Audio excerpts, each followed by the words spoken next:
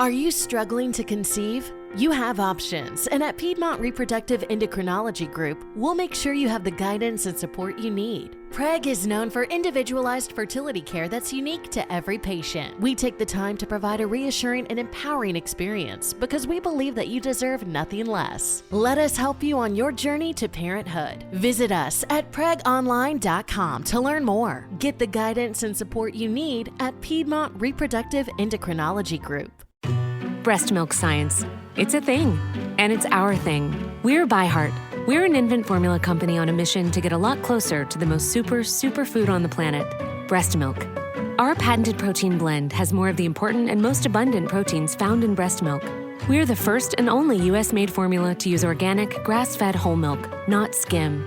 We make our formula in our own factories in Iowa, Oregon, and Pennsylvania, using a small batch manufacturing process that works to preserve the integrity of our ingredients. We ran the largest clinical trial by a new infant formula company in 25 years and clinically proved benefits like easier digestion, less gas, and softer poops versus a leading infant formula.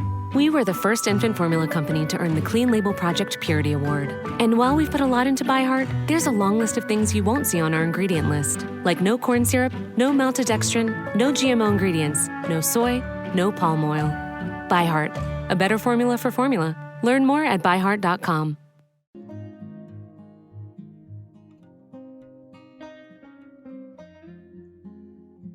Okay, and I'm back, and no echo.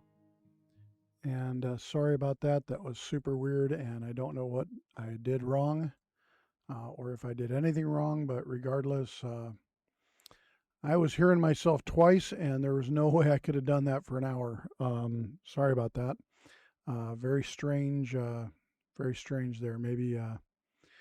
Maybe there's some forces that don't want me to do the show I'm doing today. I don't know, but that was really odd. So thanks for bearing with me. I'm sorry about the false start there, but I was hearing everything I said twice. And so if you're there now, if you can do me a favor and put a message in, type that you can actually hear me, because I'm not sure that you could. And hopefully the thing is back up and you can hear me just fine. I was hearing everything I said at like a 15-second delay, and it was just, if you ever had that like on a cell phone call. Anyway, welcome to the Footlight broadcast. For those of you who don't know what just happened, I was trying to get started, and thanks, Frank. And it was really odd. And this is the Footlight broadcast. My name is Brian O'Kelly. We do broadcast from Cottage Lake, Washington. And just a couple housekeeping things. Just want to let you know, the show is a live show. I don't have an engineer here. It's just a solo guy, and doing my best. Love it if you share the show, especially today, with your unbelieving friends. Anybody you know who's not sure about this Jesus thing, not really sure if this resurrection thing happened. I do think that this show will be a difference maker, and so I'm going to get right into why I'm doing this show and why I'm a Christian at all in a little bit. And some of you know, once upon a time I was an atheist. I tried really hard to be an atheist, and I just didn't have enough faith to believe that everything was random.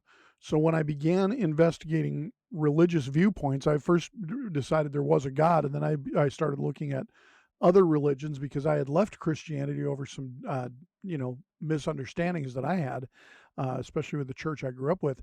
And so when I started investigating religions, what I found is that the only religion that would stand the scrutiny, the only faith that would stand the scrutiny, was Christianity. And one of the main reasons was that I couldn't find an effective way to argue with the fact of the resurrection. I couldn't find a way to say that the resurrection just wasn't true. And everything I looked at pointed to the idea that the resurrection was true. And so what I'm going to share with you today is the reasons why I believe that you can put your faith in the resurrection as a real event. So happy Easter. And the old saying is, he is risen indeed, just as he said he would. So why would this matter? Why is it important to believe that the resurrection is true? And here's a couple reasons why. Number one, all of Christianity, the entire faith rests on the historical event of the resurrection. If the resurrection never happened, then Christianity is false. End of story. Christianity is just a big, mess of myths and half-truths and lies if the resurrection isn't true. And the Apostle Paul summed it up pretty nicely in 1 Corinthians 15. He said, "For if the dead are not raised, then Christ has not been raised either. And if Christ has not been raised, your faith is futile, you are still in your sins, then those who have fallen asleep in Christ are lost. If only for this life we have hope in Christ, we are to be more pitied than all men," or pitied more than all men. So Paul even says, hey, if this resurrection thing isn't true, if Jesus didn't rise from the dead, this whole thing is just a big waste of time. And I agree with that. Now, the another reason that this matters is because the very character of Jesus is on trial here, if that's true. We'd have to really wonder, who is this Jesus guy? Mark 8:31, it says, "He began then to teach them that the Son of Man must suffer many things and be rejected by the elders, chief priests, and the teachers of the law. And then he must be killed, and after 3 days rise again." So if Jesus didn't rise again, then he was just full of it, right? I don't know how else to say that. And then John 2:18-20 says, "Then the Jews demanded of him, 'What miraculous sign can you show us to prove your authority to do all this?' And Jesus answered them, 'Destroy this temple, and I will raise it again in 3 days.' The Jews replied, 'It's taken 46 years to build this temple, and you're going to raise it in 3 days?' But the temple he had spoken of was his body." So if the resurrection isn't true, then Jesus was just a flat liar. I mean, he's got bad character, right? And who wants to follow a guy who's got bad character? I mean, if he didn't rise from the dead, then Jesus is a false prophet, right? And nobody should follow a false prophet. I mean, in fact, Scripture, if we're going to believe the Bible at any level, the Old Testament commands us not to follow false prophets. Deuteronomy 18, Jeremiah 23. But on the other side, if Jesus really did rise from the dead, if he really did what he said, then we've got a whole different ballgame. Okay, that's a really strong confirmation that he is who he says he was. And, we have to believe the idea that God wouldn't resurrect a false prophet and confirm his message. There's no other way somebody could be resurrected except by supernatural power.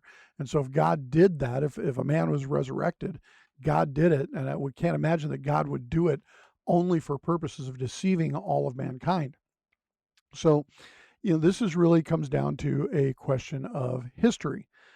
Josh McDowell, who you may know that Josh McDowell has written a book called Evidence That Demands a Verdict, and a lot of what I'm going to share today is from Josh McDowell's stuff, along with a lot of others, but Josh McDowell is really influential on me. And here's what Josh McDowell said. He said, "After more than 700 hours of studying the subject, I've come to the conclusion that the resurrection of Jesus Christ is either one of the most wicked, vicious, heartless hoaxes ever foisted on the minds of human beings, or it's the most remarkable fact of history. Here are some facts relevant to the resurrection. Jesus of Nazareth, a Jewish prophet who claimed to be the Christ, prophesied in the Jewish scriptures. The Christ that was prophesied in the Jewish scriptures was arrested. He was judged a political criminal. He was crucified. 3 days after his death and burial, some women who went to his tomb found the body gone. In the weeks after that, his disciples claimed that God had raised him from the dead and that he appeared to them various times before ascending into heaven. And from that foundation, Christianity spread throughout the Roman Empire and has continued to exert great influence down through the centuries." That's Josh McDowell, and he's right. This is exactly what we know to have happened, and that doesn't make any claims about his divinity. We just know that he was a Jewish prophet. He did claim to be the Messiah. He was killed as a political criminal. We know that after he was buried, some women claimed he was gone, and that the gospel spread like wildfire. That's what we know from history. Whether you believe Jesus was a divine figure or not doesn't have anything to do with whether those facts are true. And so in establishing the historicity of the resurrection, what we need to assume, we don't need to even assume that the New Testament is inspired. We don't even have to believe that it's trustworthy. Now, I do believe those things, But what we're going to focus on is three truths that are so strong that they're accepted by serious historians from every background. Okay, so any theory against the resurrection has to be able to account for these 3 points. And the 3 points are: number one, the tomb in which Jesus was buried was discovered empty by a group of women on Sunday following the crucifixion. That we know to be true. Jesus' disciples had real experiences with one that they at least believed to be Jesus. Now, they may have been faked out. We'll talk about that in a minute, but they at least believed it. And as a result of the preaching of these guys, with the resurrection as the central point, the Christian church was established and grew like crazy. So those are 3 facts of history that everyone agrees on. And so what are some of the historical things that we can look at that causes wide agreement on that? And these are non-biblical sources, which matters. There was a Jewish historian that some of you may have heard of, named Josephus. And Josephus was a Roman historian. He was hired by the Romans, if you will, and he was their employee, for lack of a better way to say it. And Josephus was on the scene, right after, and he was, he was Jewish, but he wasn't a believer in Jesus, and he was chronicling the events of the time and the place and the area.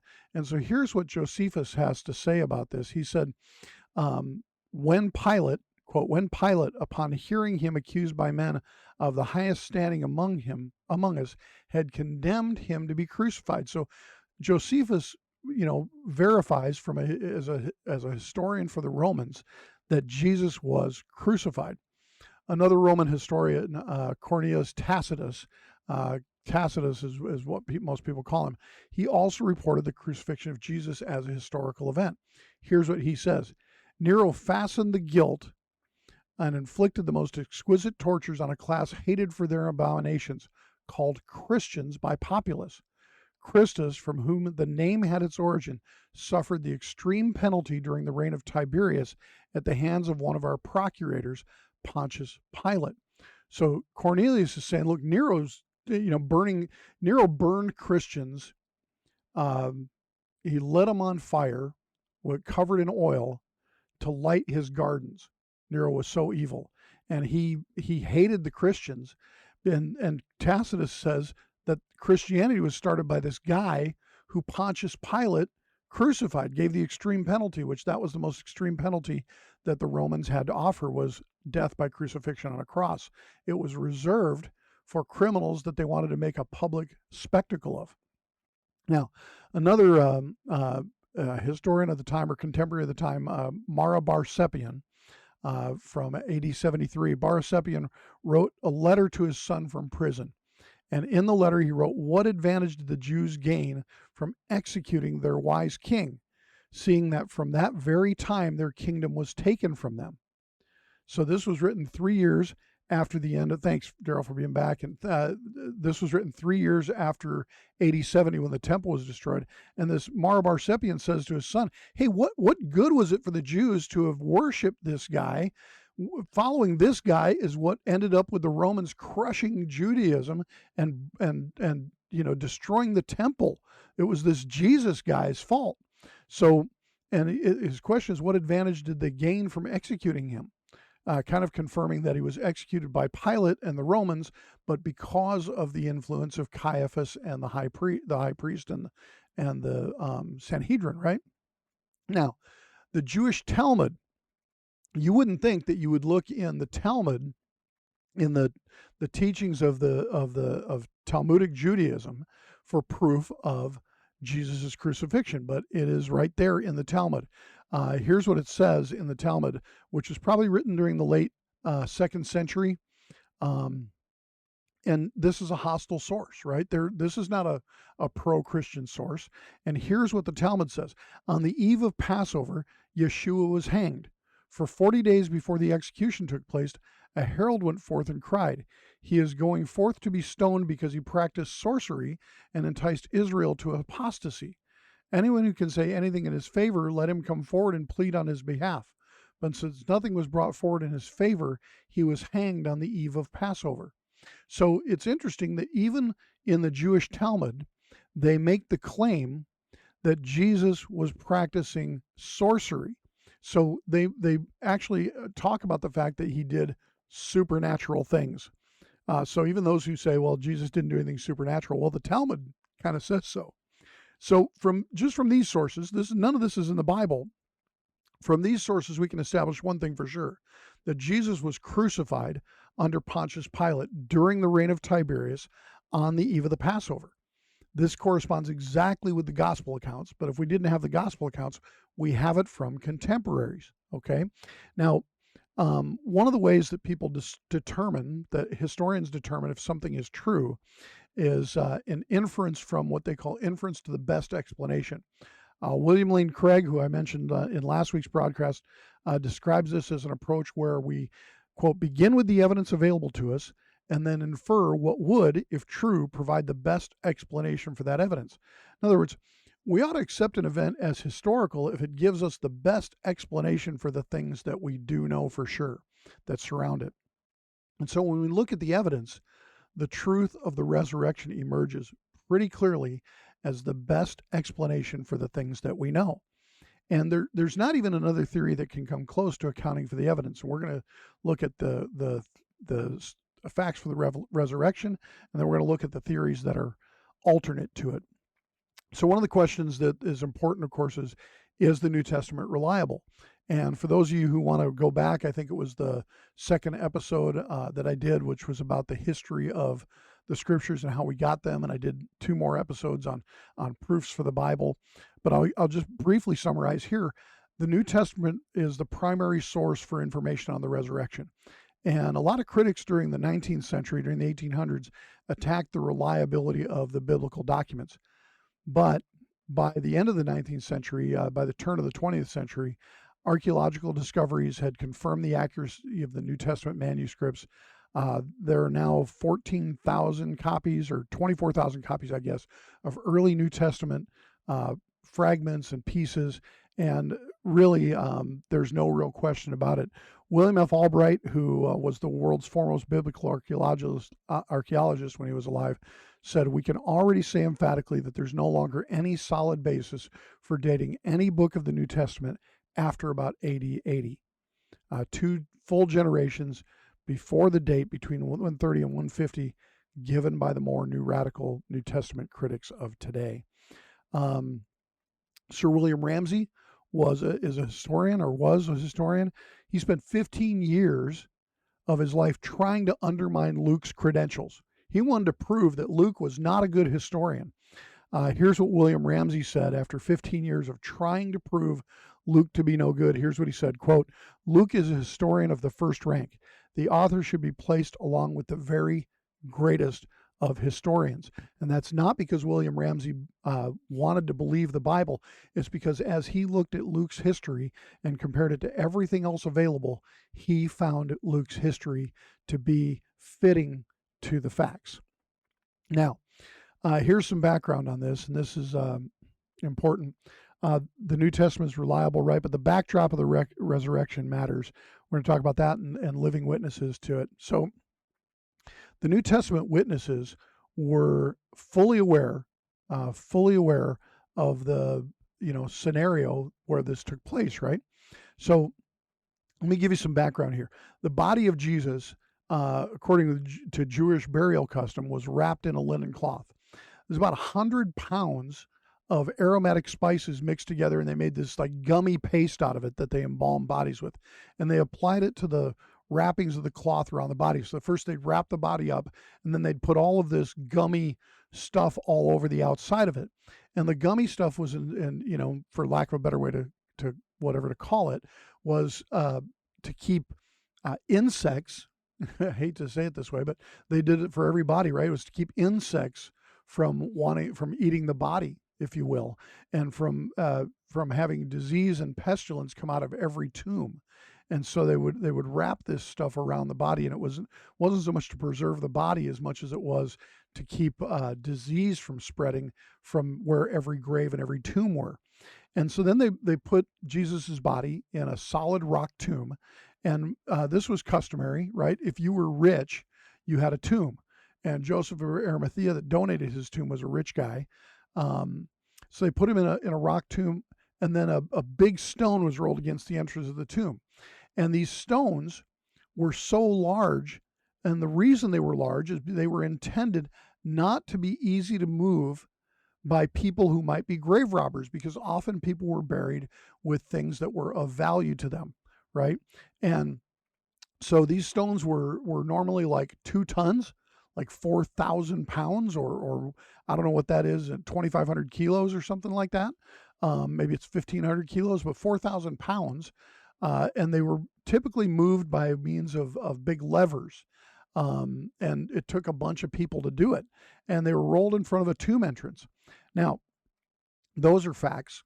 A Roman guard of strictly disciplined fighting men was stationed to guard the tomb.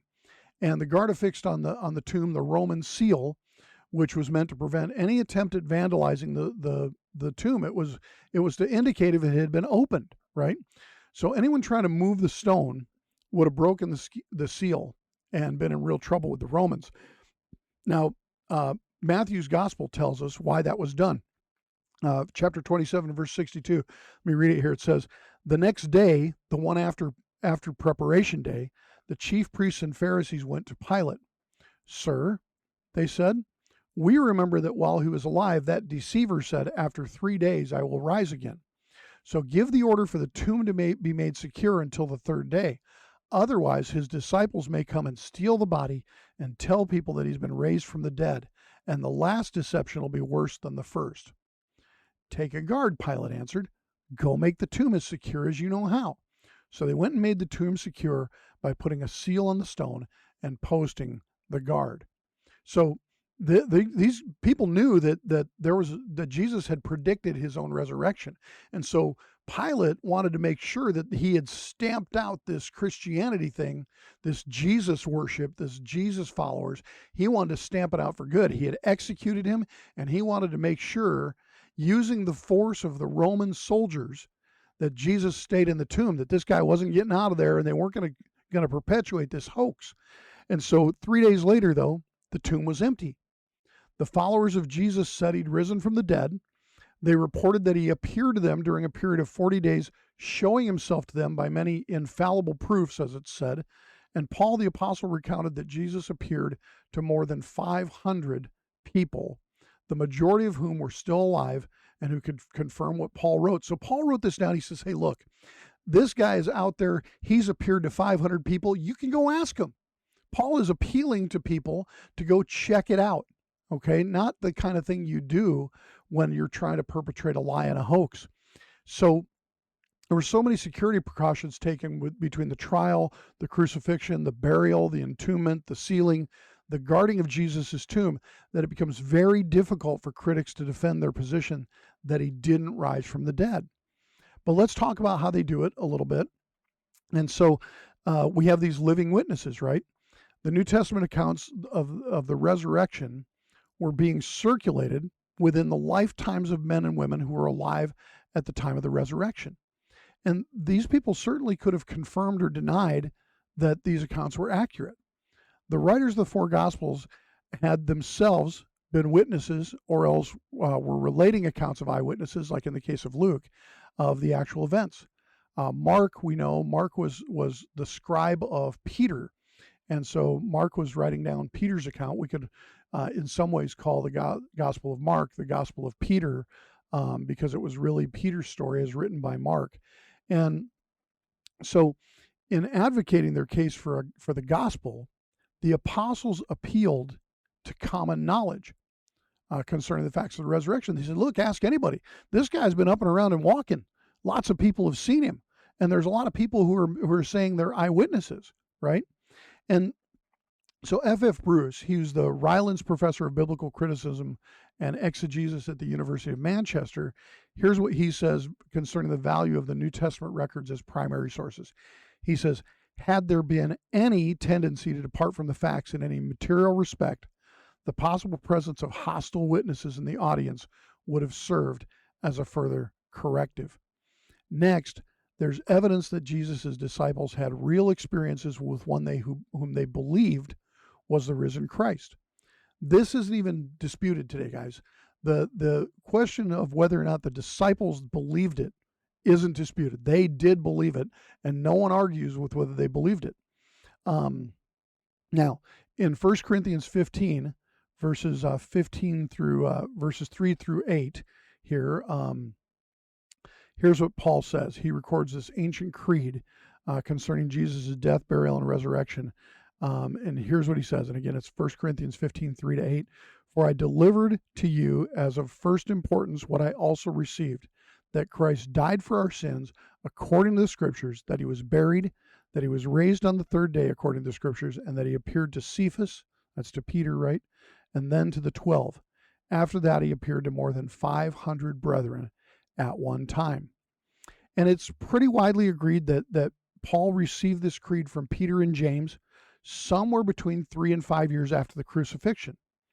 Now, Peter and James are listed in the creed as having seen the risen Jesus, and since they're the ones who gave the creed to Paul, this really becomes a statement of their own testimony. And as the Jewish scholar Pinchas Lapide has said, or Pincus, I think, Lapide has said, this creed may be considered the statement of eyewitnesses. Now, I recognize that just because the disciples thought they saw Jesus doesn't mean that they really did, right? They believed it, or at least they put on the pretty good show if they didn't believe it. But here are some possibilities to explain the living witnesses. Number one, they were just lying. They could have been just lying. The disciples could be just lying. Let's just get that out there on the table, and we'll talk about it here in a second. Number two, they were hallucinating. Maybe these guys were on some magic mushrooms or something. Who knows? But maybe they were hallucinating. And of course, the third explanation is that for them believing it is that they really did see the risen Jesus. So what we're going to try and explore here is what was the most likely. And so let's talk about whether they were lying or not. For them to be lying, we have to believe that the disciples knew that Jesus hadn't really risen, but they made it up. And so here's a question we'd have to ask. I know that sometimes people will go to the mat for a lie and they'll try and perpetuate it, as long as they can and tell the great story and all that. But the idea that 10 of his disciples would die as martyrs, that they would go all the way to being killed by the authorities for their lie is pretty unlikely. Okay. And the other two didn't die. They never recanted their testimony. They didn't die as martyrs, but they died natural deaths. And so the idea that 10 of the disciples would willingly say, yeah, I'd rather die than give up my lie. If it was a lie, I got to think that at least one of them would have said, no, made it all up.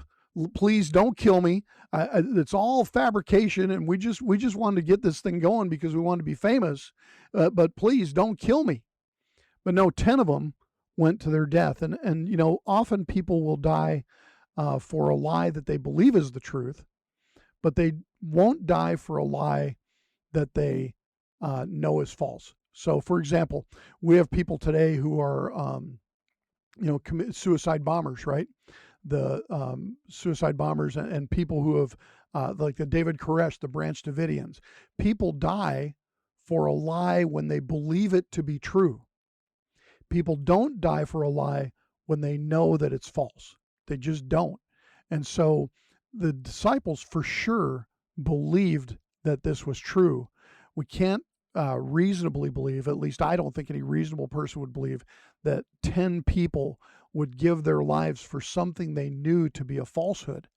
Not all of them. It's just hard to fathom, right?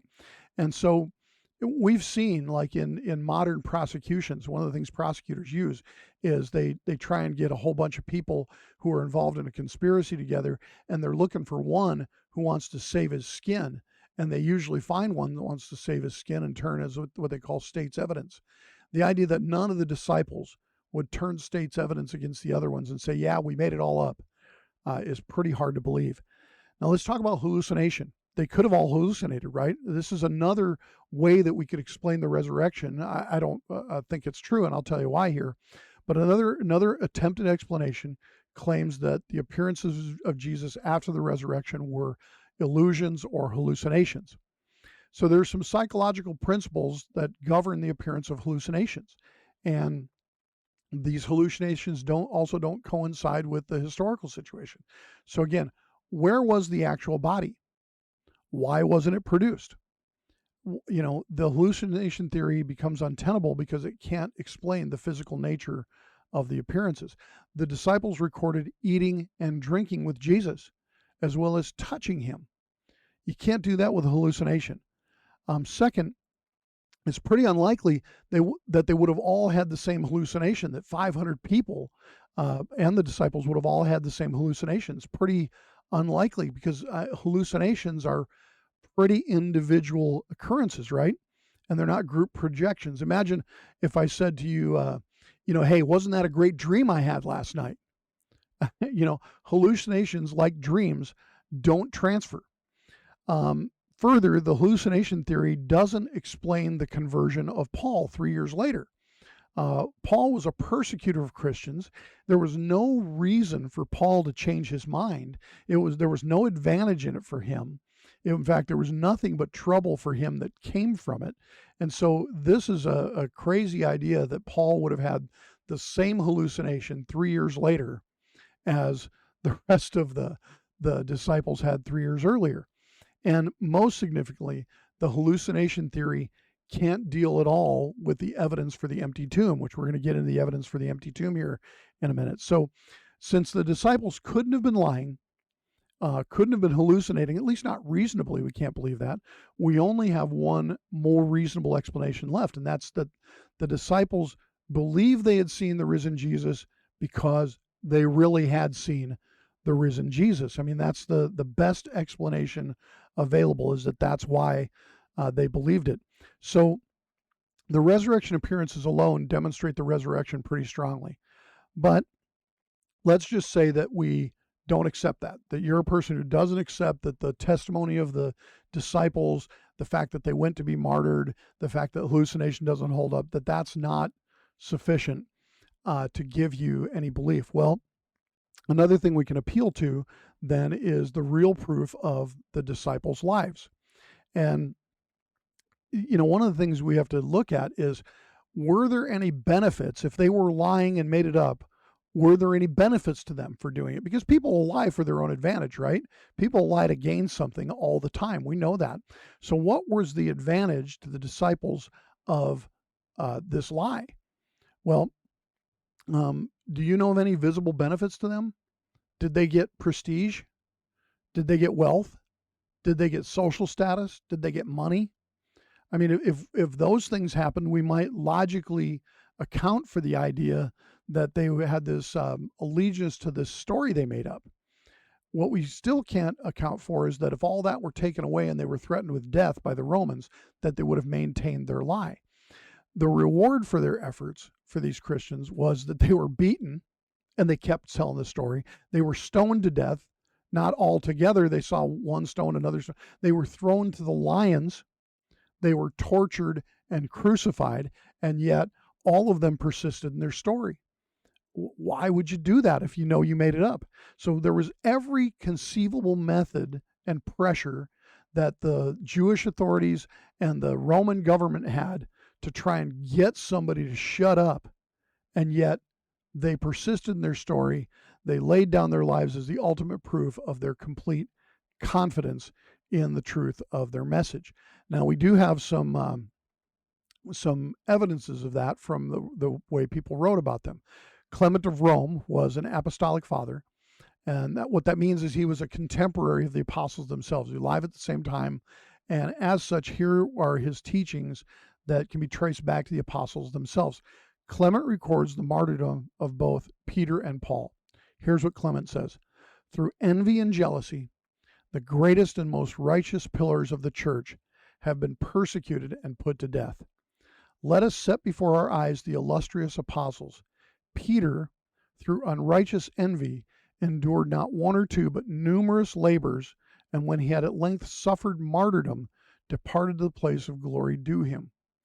Owing to envy, Paul also obtained the reward of patient endurance, after being 7 times thrown into captivity, compelled to flee, and stoned, after preaching both in the East and the West, he gained the illustrious reputation due to his faith, having taught righteousness to the whole world, and come to the extreme limit of the West, and suffered martyrdom under the prefects. Thus he was removed from the world and went to the holy place, having proved himself a striking example of patience. So Clement is saying, look, these guys got the crap beat out of them. They got the snot beat out of them. They were thrown into the gulag. Paul 7 times was thrown into the gulag. These guys were beaten and harassed by the government, and yet they just kept on saying what they knew to be true. You can do what you want to me. Jesus is the risen King. Josephus, we talked about earlier, about his testimony of the crucifixion. Josephus talks about the martyrdom of James. Here's what Josephus says. Festus was now dead, and Albinus was but upon the road. So he assembled the Sanhedrin of the judges, and brought before them the brother of Jesus, who was called Christ, whose name was James, and some others, or some of his companions. And when he had formed an accusation against him as the breakers of the law, he delivered them to be stoned. So the Sanhedrin brought these guys together, and they delivered them to be stoned, and yet in the process of that, they never recanted at all. And by the way, guys, if you're watching live or recorded, it'd be great if you share the show. Sharing the show is how it grows, and hopefully this is valuable enough that you think it's worth sharing. Ignatius, the bishop of the church in Antioch in Syria, he was another apostolic father, believed to have personally known the apostles in the case of Ignatius. He was martyred himself by being torn to pieces by wild animals in the amphitheater of Rome. And when the Church of Rome sought to intercede on his behalf, he wrote his now famous letter to the church forbidding any interferences in his martyrdom. So he's in prison. The church is trying to get him out of prison. And here's what he wrote when he knew he was going to be martyred. When, for instance, he came to those who were with Peter, he said to them, "Lay hold, handle me, and see that I am not an incorporeal spirit." And immediately they touched him and believed, being convinced both by his flesh and his spirit. For this cause also they despised death and were found its conquerors. So Ignatius is saying, listen, you can do what you want to me. I am not going to back off of this, because I knew guys that knew Jesus, and these guys I know to be truthful because they went to their death for it too.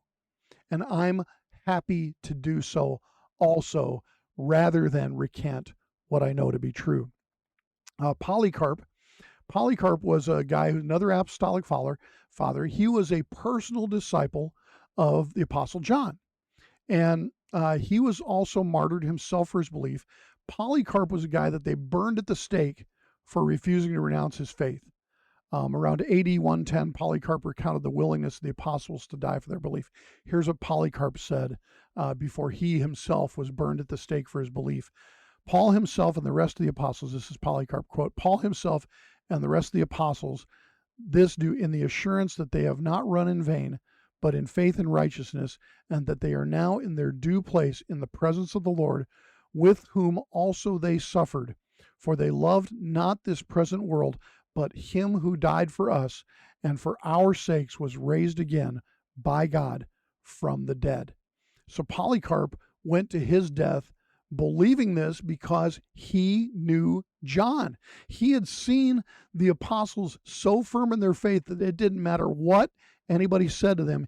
You couldn't shake these guys off of what they knew to be true, that Jesus had himself risen from the dead. Now, it should be, of interest that two of these disciples of the apostles became martyrs themselves. So not only did the apostles go to be martyred, two of their disciples here, Ignatius and Polycarp, went to be martyred also. And so they for sure believed that the apostles believed it. And if the early apostles weren't willing to die for their beliefs, they shouldn't expect more from their followers, right?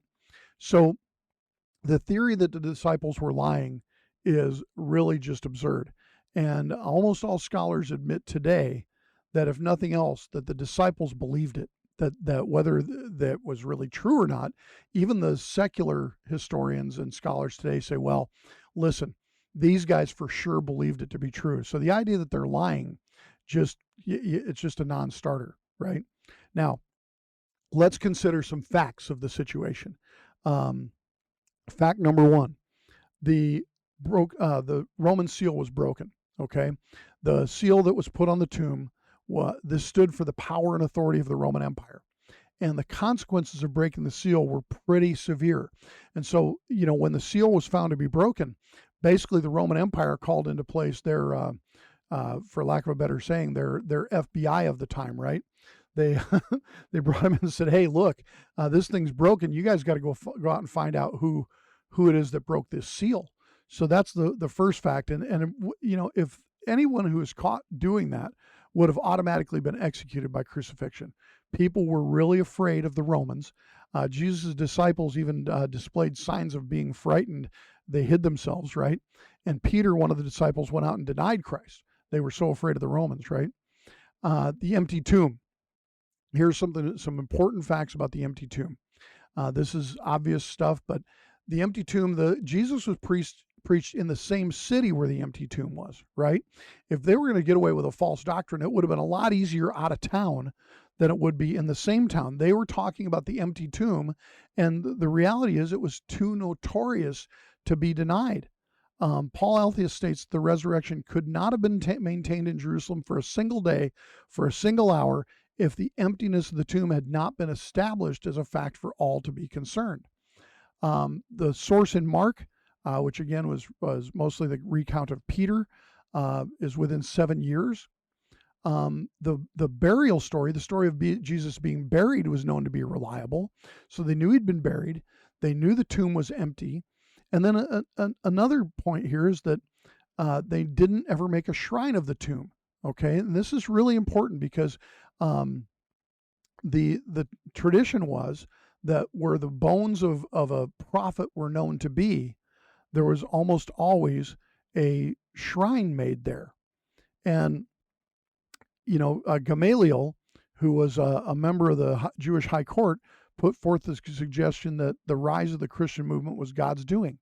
Now, he couldn't have done that if he knew that the body was still in the tomb. So the empty tomb becomes pretty well established. Another couple more points is that there's no sign of legendary development. And the reason for this is because legends, number one, they take a lot of time. And this story was circulating right away. It was known right away that this tomb was empty. And you can't develop a legend in a few days. It just doesn't work that way. And then another thing that's important along these lines is that the tomb was, the report was made that it was women who announced this, right? And women were basically considered to be worthless, if you will. And that's unfortunate, but in that society, women were not considered to be the strongest witness. And so for the discovery to have been reported by women is one of the things that really backs up the idea that it's not a made-up story. Because if it was a made-up story, they would have made it up that men heroically were spoken to by Jesus. The idea that it was women who found, or who reported the empty tomb first, it's the best explanation in town is that the tomb really was empty.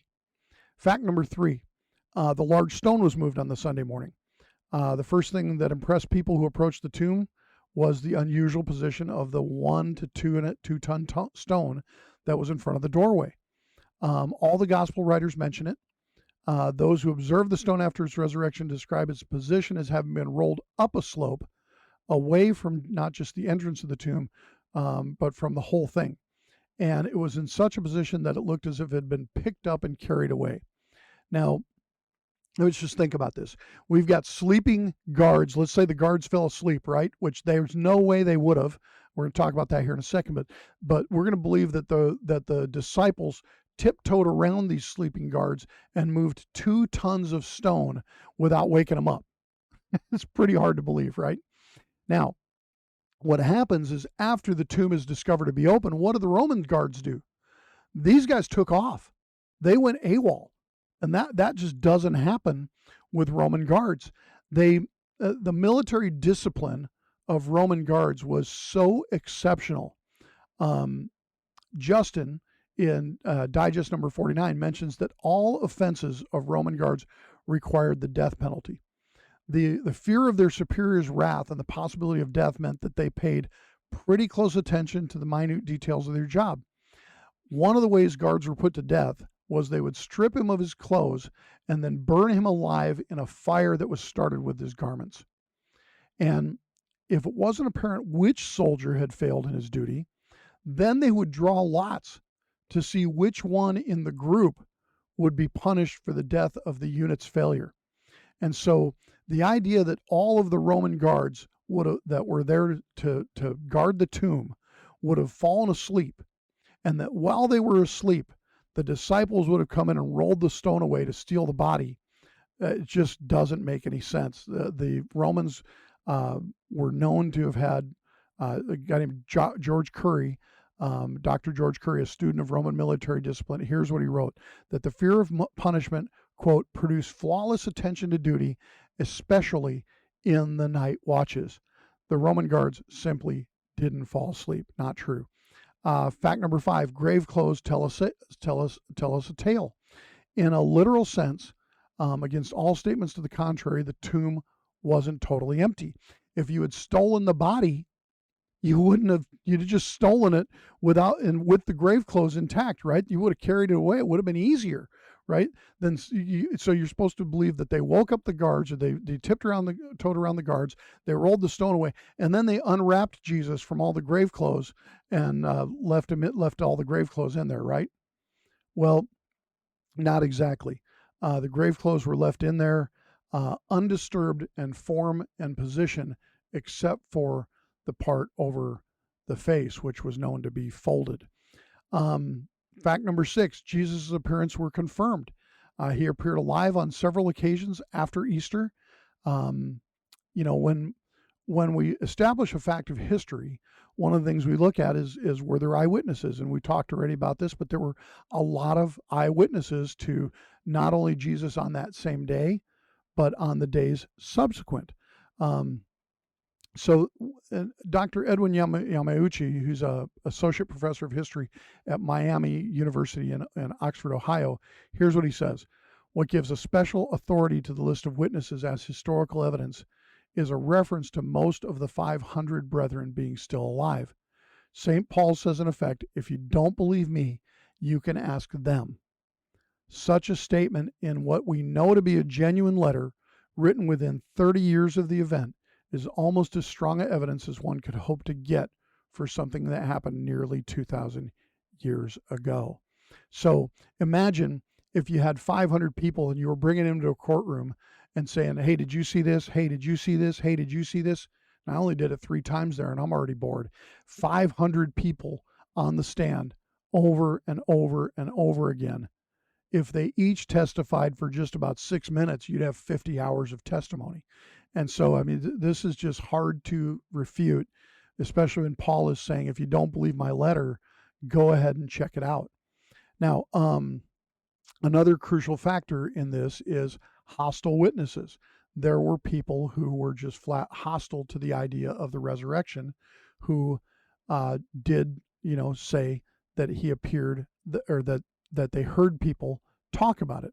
So, and one of which, not the least of which, is Saul of Tarsus, right? No one would have guessed that Saul of Tarsus would become a follower of Jesus. This guy was a persecutor of Jesus. And so the argument that Jesus only appeared to followers is an argument from silence.